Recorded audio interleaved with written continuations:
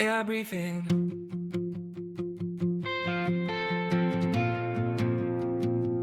Number 1. AI labs head to the White House to discuss safety.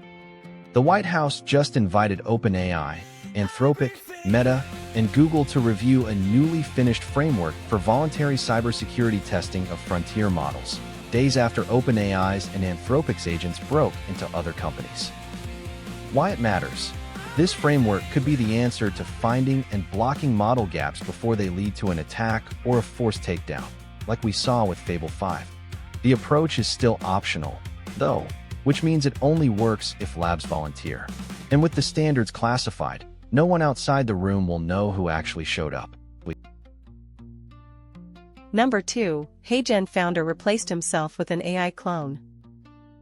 Wayne Leong, the co-founder of HeyGen, made an AI clone of himself to handle customer calls as he went on paternity leave, and came back to find that the agent had closed 100+ deals while also going rogue in unexpected ways. Why it matters. This is the reality of AI at work.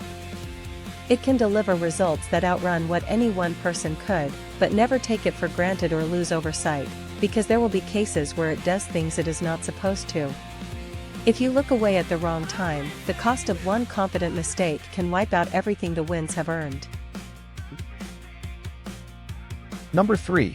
Finance execs find AI skills more valuable than an MBA.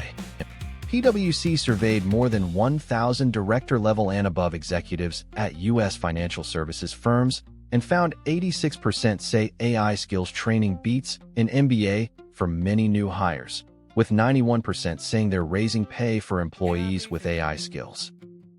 Why it matters. The survey reinforces what the job market has already been feeling. AI skills are becoming the new non-negotiable at work. How firms measure the AI payoff will keep shifting, from counting raw tokens to looking at real usable value. But they are already rushing to prioritize people who can wield those tools.